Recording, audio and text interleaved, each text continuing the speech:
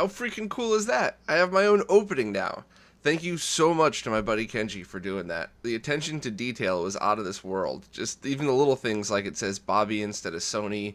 And when you plug the SCART cable into the flat screen, it's all blurry until you put it through an upscaler and then it's clear again.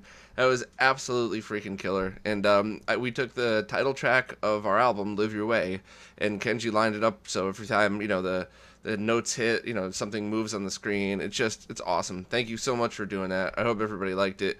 For everybody listening, I'll have a more video game related version of that soon, but for anybody that saw on YouTube, that was just really cool, and thank you very much. Got a ton to talk about this week, so I'm just going to jump right into the news and try to get through all of it as quickly as possible, because for some reason, tons of retro news this week. So let's start right into it. Last week, I uploaded a video review of the FDS Stick, the Famicom Disk System ROM cart, and I actually got something wrong in it that I wanted to address. The developer of the FDS Stick posted on the YouTube video, I'll just read what he said just to make sure I don't get it wrong again. A correction on the PCMU tab. It's not for use in emulators. The FDS Stick acts as a USB to RAM adapter bridge. You use it to load ROMs directly from your PC instead of flashing them to the FDS Stick first. It's more useful for early FDS Stick models that only hold a few games. Also convenient for game development where you could quickly compile and run code directly on the NES. So, oops, my bad. I don't think many people were going to try to use it for emulation anyway, but sorry. I actually asked if the developer would want to be on it for an interview this week, both to talk about that and his 3DS capture stuff, and he just ignored my responses. So, it's too bad. I really wish I could have talked to him about some of the stuff that he did, and I've been dying to pick his brain about the 3DS stuff, so, oh well, maybe next time. After posting the FDS Stick video review, I got a bunch of great responses. Not only did the developer himself chime in, which we just talked about, but a bunch of people told me about Famicom Tech, which has products that are pretty similar. They have the FDS MU, which is essentially the same thing as the FDS Stick, but doesn't have a case to it, and it's about 3 times the price. So it doesn't seem like a great option. But they have something called the Magic Wildcard as well, and although it is about twice the price, it allows you to hold all the ROMs on a micro SD card and not actually on the device itself. So this might come in handy for somebody that doesn't want to use the Windows software, maybe you run Mac or Linux or something, or maybe you just prefer keeping everything on a micro SD card. But I got a Magic Wildcard on the way to test just to see what it's like. I'll end up giving whichever one I like less to my cousin Scott for him to use. And I'll definitely report back. I won't do a full video review because if it works right, it's essentially the same exact thing as the FDS Stick. But I'll mention it in the podcast and I'll just put a note in the ROM carts page. And another really cool thing is Alex Upton sent a picture of what he used the Magic Wildcard for. He actually opened up one of the FDS RAM adapters and soldered the Magic Wildcard directly inside of it, and then had another button where the hole for the wire was, essentially turning the RAM cart into its own ROM cart. So I'll show pictures here, but basically he has it so you plug the RAM cart in the top of the Nintendo, and then the button is right in front. So I thought that was awesome. I'll post pictures of that up on the website, and I really appreciate all the feedback and all the participation for people every time I post one of these videos. It's really helpful, and it's awesome that everybody gets to share the cool stuff and the cool ways that they use these products. So thanks again, and I'll report back when I get the Magic Wildcard. Last week, I showed a video of someone who hacked a light gun to work on flat-screen monitors, and mentioned how it would be cool if somebody just made one light gun with all that technology built in that would work with all the consoles. Apparently, somebody actually did that. So, in response, somebody had posted in the YouTube comments about how that this actually existed from a company that's now out of business. They took the PS2 and Xbox GunCon games, so the ones that you'd have to plug the composite video connector into, and they were able to make that work in the similar way that that person in the video last week made it work, with a sensor bar that would work on all TVs, flat screen and CRT. I don't think something like this would work with a zapper, but it definitely worked with all of the newer ones. but it never really caught on. And unfortunately for things like this, it's all about timing. So right about at the point where a lot of people still have CRTs and flat screens are getting popular, which was about the time frame of this 10 years ago, people really didn't need something like this. But now that no one has a CRT anymore, at least not your average person, this is a more important product, and I bet if it came out now, it would actually sell, unlike this. So I just thought it was a neat thing to report on, and hopefully somebody will bring something like this back that'll work on all the consoles on all TVs. The team behind the Dolphin emulator has announced that it now supports all GameCube games, including Star Wars: The Clone Wars, which it was having issues with. Now, I'm not usually the biggest fan of emulation, but Dolphin, which is a GameCube and Wii emulator, has been mentioned countless times over the years, and I've had a bunch of friends tell me that they actually prefer it over the original because it'll render Wii games in 1080p.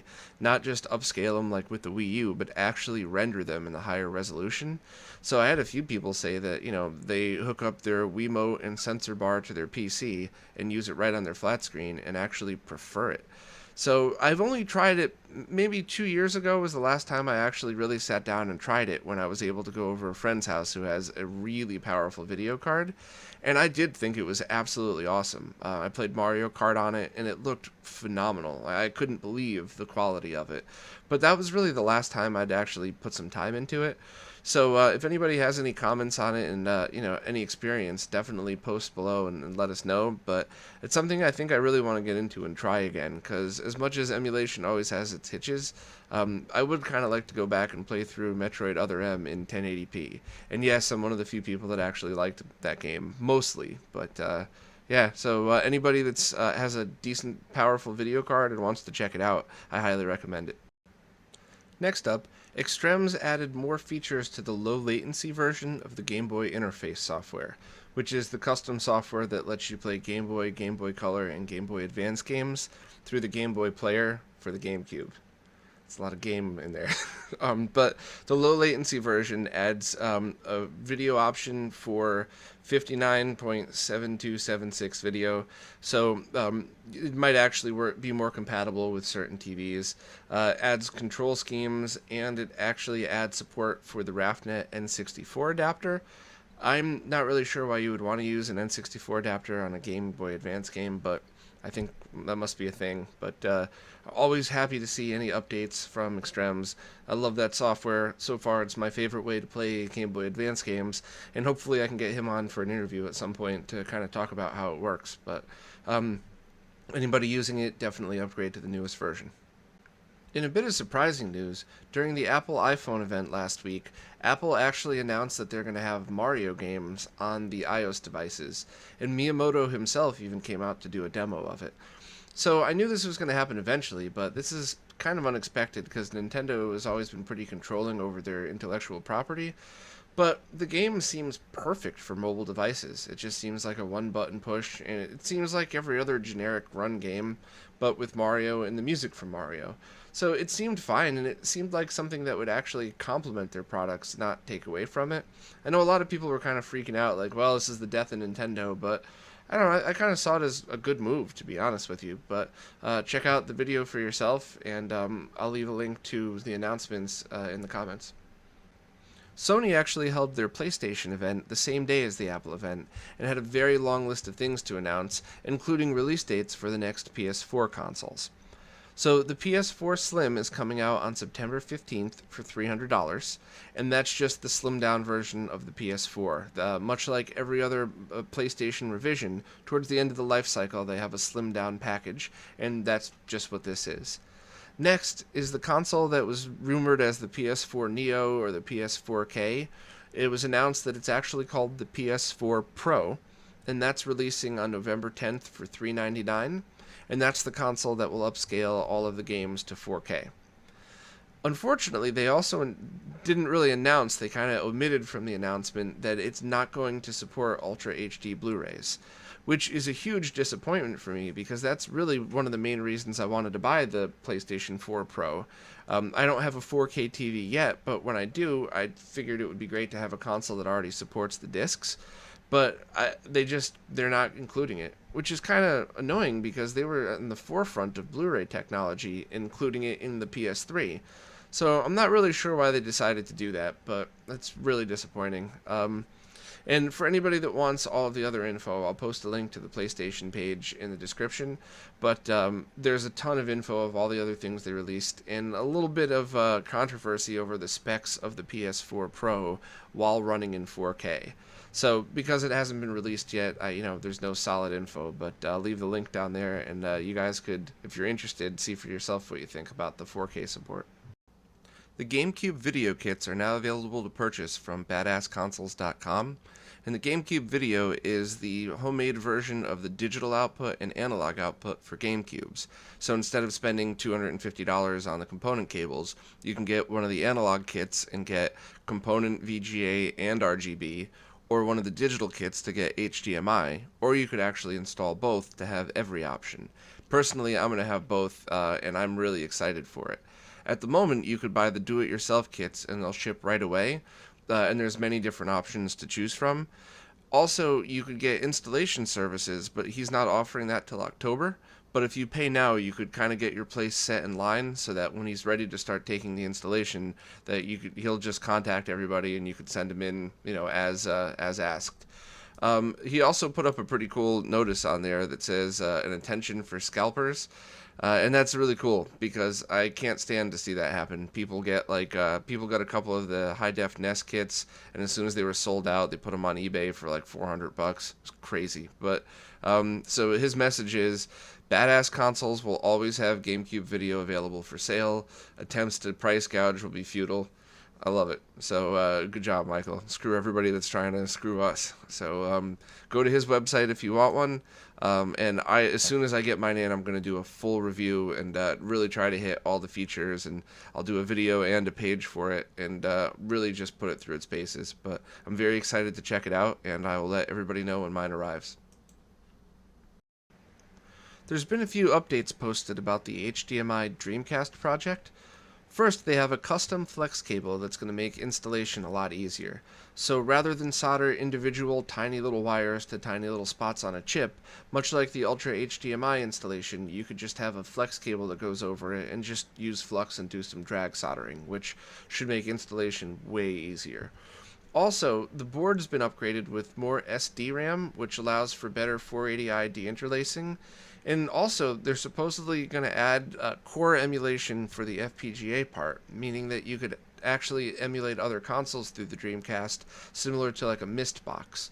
So that's cool. I mean, anytime there's new features, I'm always, totally on board, but I can't really see myself using it for that. Definitely can't wait to have a high-def Dreamcast, but I don't know. Maybe that'll benefit their other projects better, but hey, whatever. As long as any more features, the more the merrier, I guess.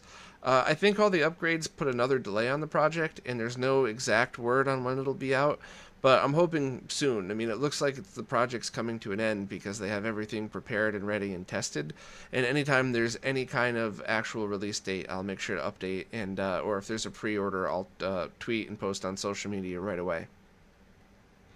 The team at Nest Rocks has released the Super Pitfall 30th Anniversary Edition, which is an IPS patch for the original Nintendo game Super Pitfall, and it has new graphics, new music, and a bunch of different enhancements for it. And it just seems like a pretty cool update for a game that I never really played, but I'd heard a bunch about. So I'll leave a link in the description for anybody that wants it, and I'm sure that's going to be in the next Smoke Monster ROM pack if anybody just wants to wait for it to actually come out as a ROM. Next, Crix has updated the firmware for the GBA Ever Drive again, this time adding more support for emulators.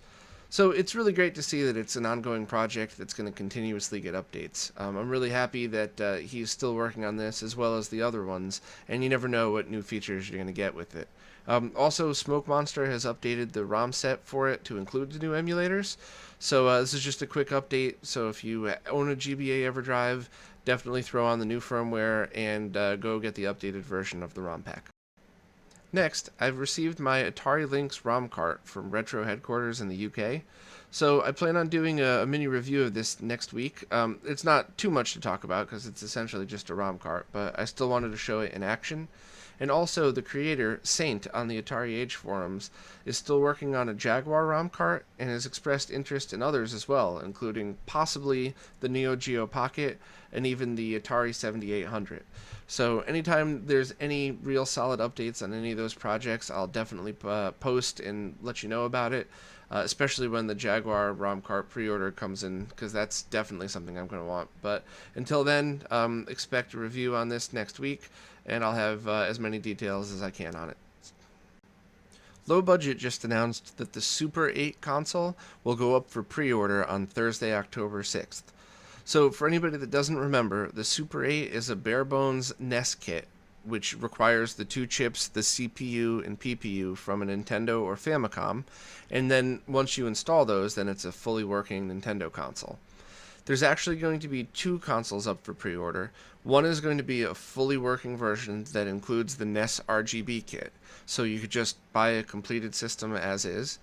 The other is going to be another bare-bones kit that requires your two chips, but it could also work with either a NES RGB or the high-def NES kit from Kevtris.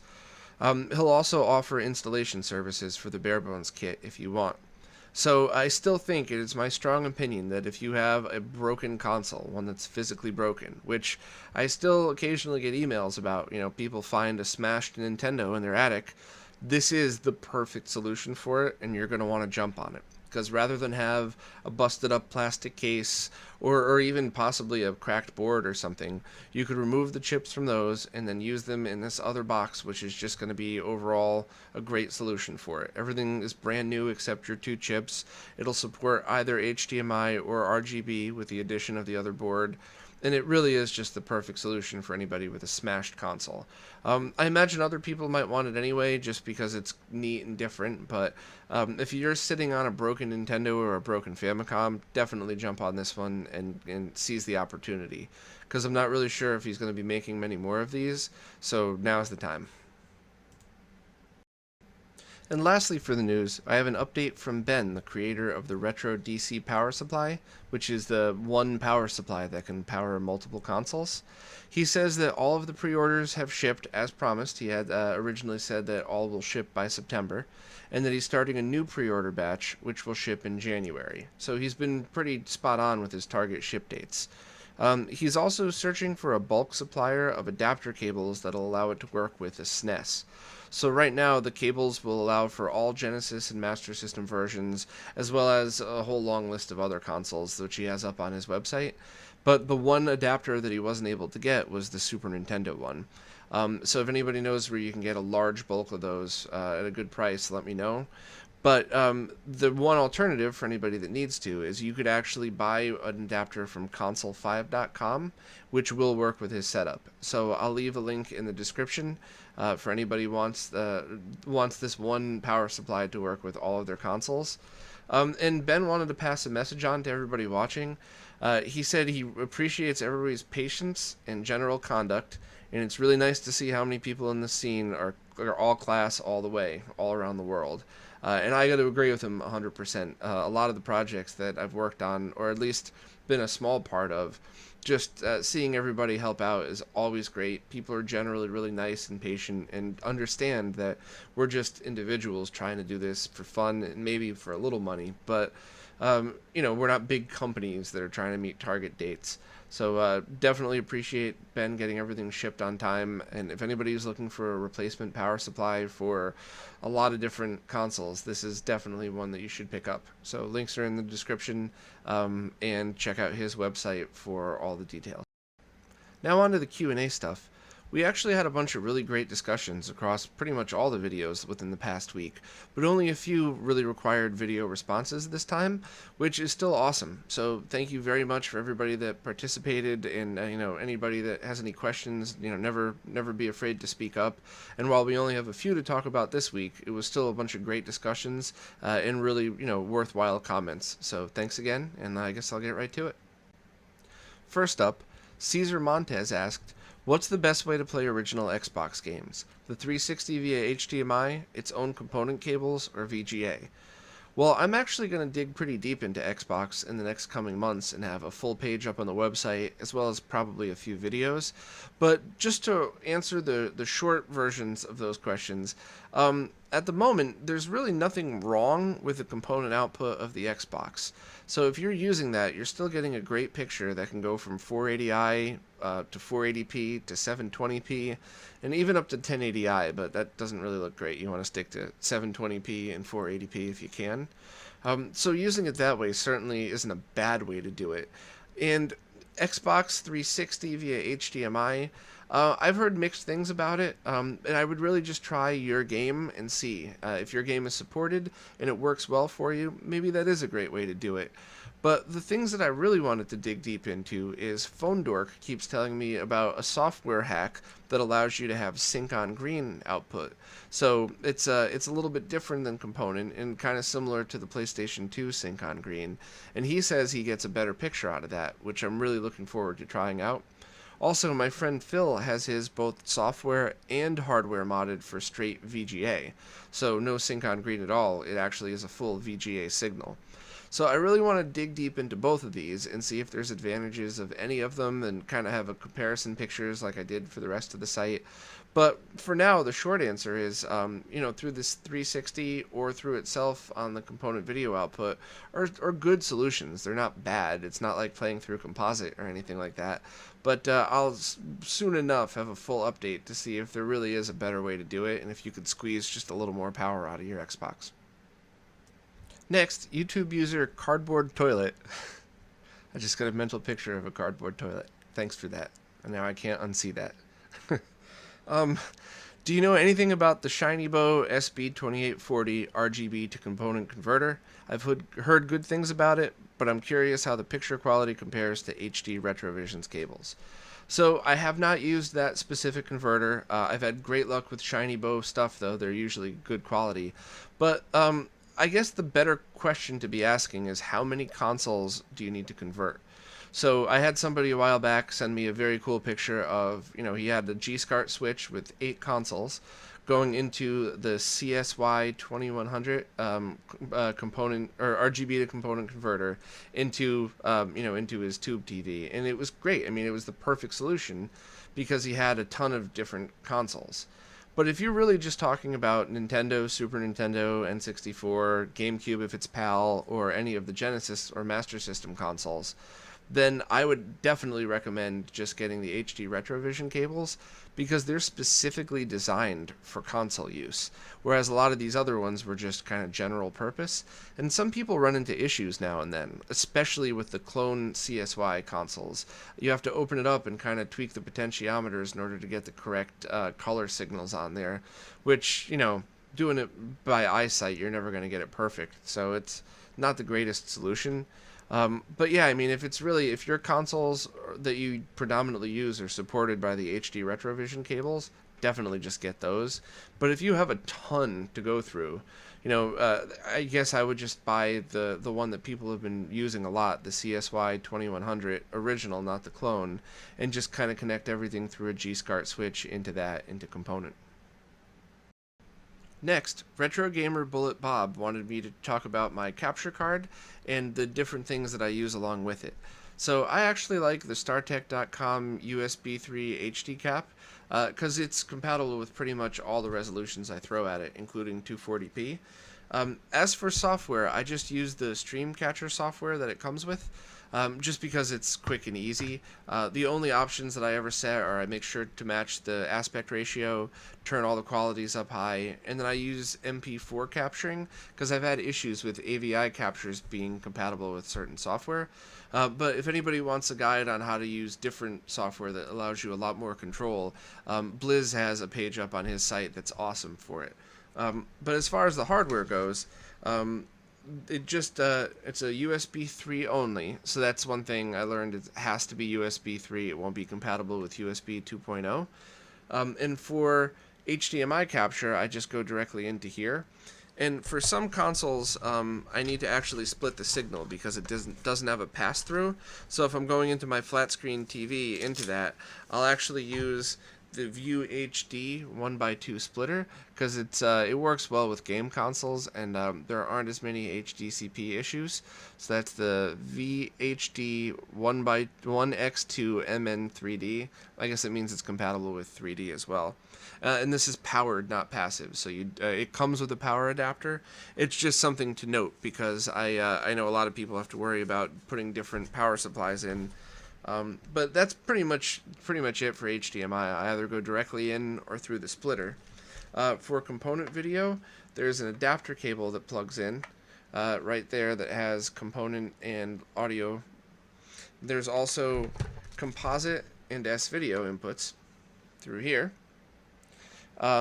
And this is also when I'm using the DVI input, I just use the left and right audio inputs of this cable and then just set that in the actual settings. If I'm going through retro gaming consoles, there's two scenarios that I might actually use with it. One might be just the open source scan converter directly into the DVI input of this, and then I use the separate audio output into the separate audio dongle, the little breakout cable I just showed. And that's a great 720p capture. It looks phenomenal, and this is definitely a good way to do it. But the other way I might want to go is directly in. So you could use just a standard DVI to VGA passive dongle to go right in.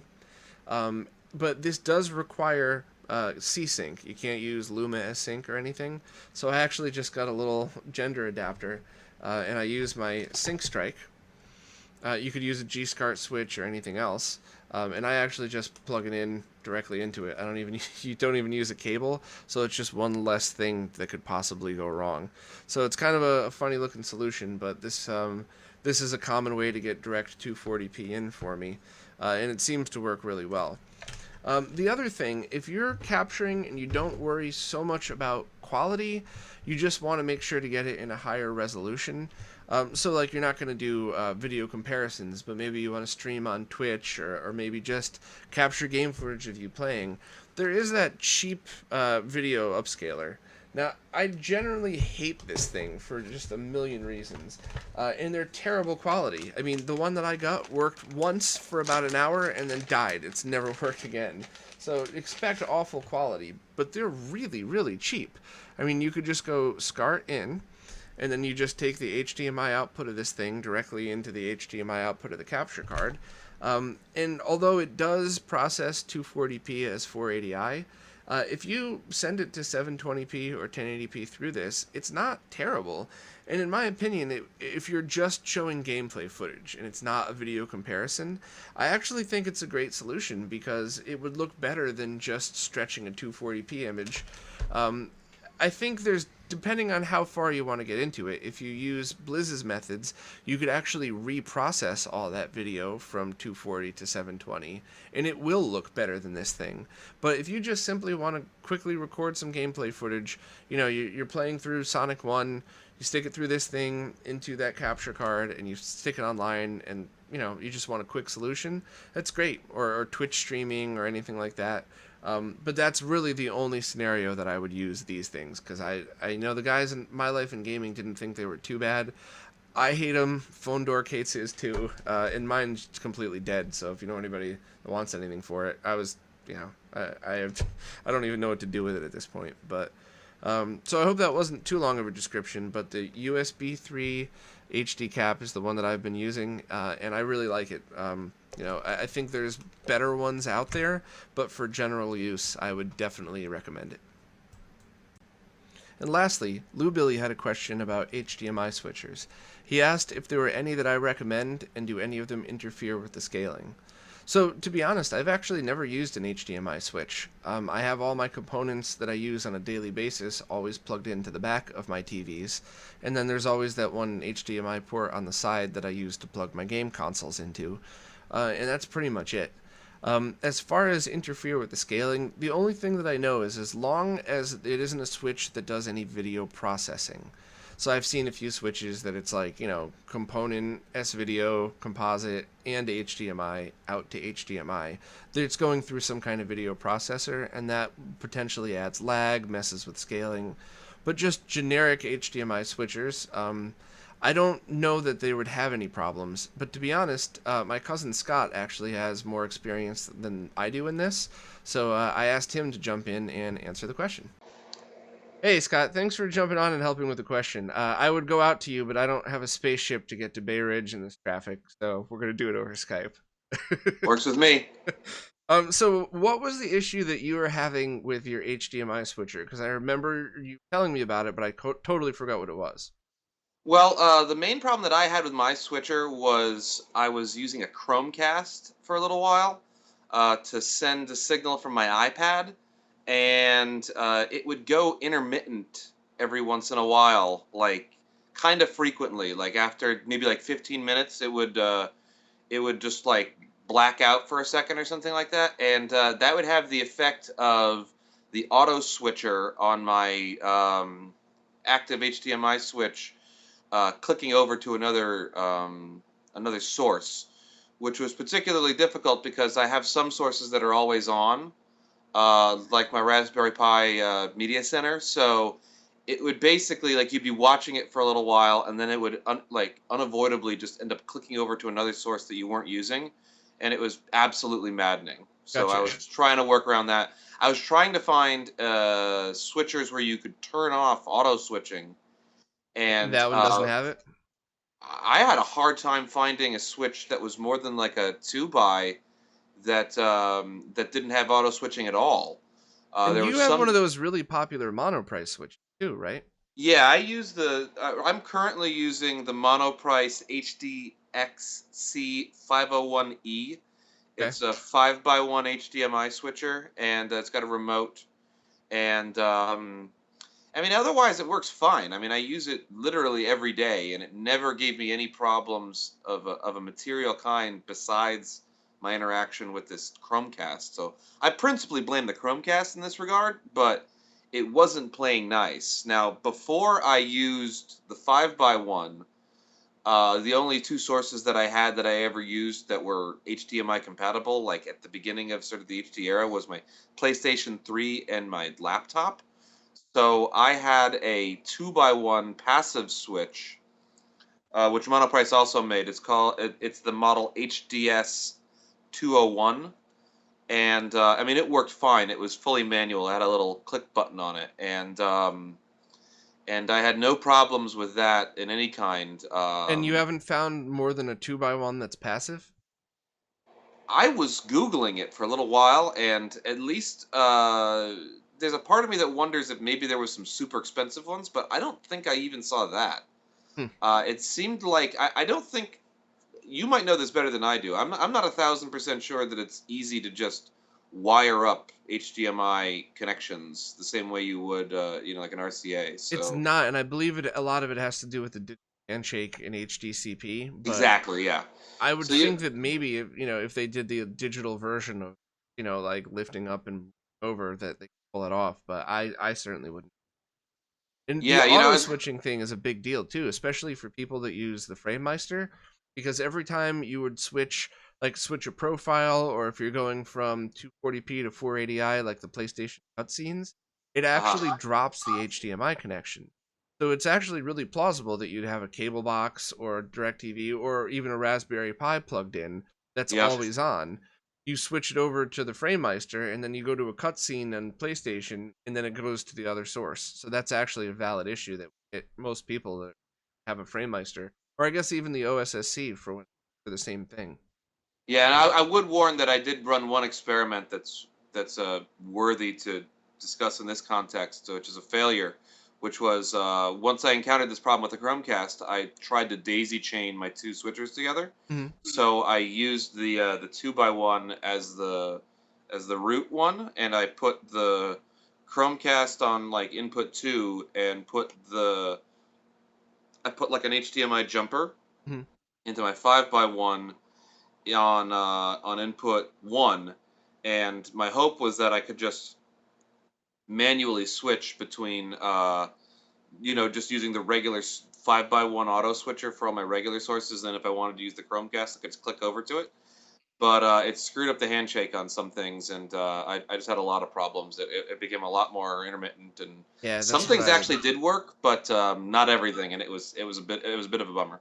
That's actually what I would expect. And somebody a few weeks ago had talked about using their AVR as both an upscaler and an HDMI switch. And I haven't had time to look into it, but that's something that I really want to research because I emailed Fuda about it. I think his name. I always screw it up, but and he was saying that the particular model that this guy was talking about has the same chip as the FrameMeister. So the FrameMeister has two chips, one that processes 240p and then the other one that handles it from there. So by Okay. plugging it directly in, you're actually getting it's processing the older consoles as 480i. But in scenarios where you're using a FrameMeister or you're using an OSSC or maybe even like the AVS, that new Nintendo thing, I'm wondering if using an AVR with a 4K upscaler built in into a 4K TV would actually solve all of these problems. Because a lot of these have 8 or 9 HDMI inputs, so that should be enough for all the devices. Plus, you have everything running SCART into like the OSSC into this. So that and it was less than a frame of lag. So that's a viable thing in the future. But for somebody that just wants a basic HDMI switch now, I guess the one you use, as long as they're careful with the auto switch, they don't have to worry about lag because there's no processing done to it. But there isn't just a passive switch, I guess, that I could recommend. Well, the 2x1 passive switch is terrific. The one that I don't know if More Monoprice than makes it two. anymore, but the 5x1 is not a passive switch; it's an active switch. You Gotcha. plug it in. Okay. And one other thing I'll warn about it, because I really hated about it, is it has lights on it that are approximately as bright as the sun, and I had to put like, I think it's got like 3 layers of painter's tape Yeah. in front of the panel of it, Yep. and you can still see the lights like through the tape as clear as day. Oh And yeah. if you took it off, it literally would light your room as well as like as good as a regular light bulb would. Most of my equipment has black tape of sorts all over the lights Yeah, just because it right. drives me nuts. And then every time I go to sell it, I have to sit there with Goo Gone and rubbing alcohol and just get off all the goo from the freaking tape on it. But yeah, I feel your pain. I've tried everything from coloring it in with the Sharpie to to tape, and yeah, that does annoy me. I actually think I, I can't remember which device I'm thinking of, but there was one that I know the Retron 5. When I took it apart to do the review, the light was so bright and annoying that I just unplugged it, put it back together without the light on. So that way, Oh, that's a good solution. Yeah, if you can break it open and just clip the things, that would be fine. gotcha. All right, man. Well, thanks for jumping on and doing this. I really was curious about what your issue was, and hopefully we'll warn people off from doing the same stuff. Yeah, good luck everybody. Yeah. Well, that's about it for this week. I actually had a few people scheduled for interviews, but everything kind of fell through and the timing didn't really work out. But it actually works out for the best because this is the longest roundup I've ever done, and I didn't really want it to drag on, and I don't ever want to bore anybody. So, of all the weeks to not have a guest, this is probably going to be the best one. Well, a guest other than Scott, but he's not a guest to me because he's just always part of the site. So maybe he's a guest on the podcast, but certainly not in my interactions with him. Not really much else to say. I still really want to do that meetup. If people are even interested, I received a few emails. People said they're definitely going to try to go, but I know how that works, right? They're both, it's a Wednesday and a Friday, so it's during the week. People have to drive. I get it. And the Wednesday one is still kind of a little flaky because the promoter for the gig is being weird, which still blows my mind. In any other business in the world, if you flaked out on something, you'd be fired. But in the music business, it's just the way it is, and people tolerate it. So I'll confirm again for next week's podcast, but it's looking like Wednesday, September 28th at the Knitting Factory in Brooklyn. And then Friday, that's just a few days later, Friday the 30th at Mr. Beery's in Long Island, which is kind of like a cool bar with a ton of beers. So if anybody's around for those dates, kind of mark it on your calendar. I should have solid confirmation for next week's podcast. And hopefully this is something that we could do every couple of months. Just a bunch of us get together, have a couple of drinks, and just hang out, talk about retro gaming, music, whatever. But yeah, hopefully people are interested and people will show up. And as always, all comments and feedback are appreciated. And I'll see you guys next week.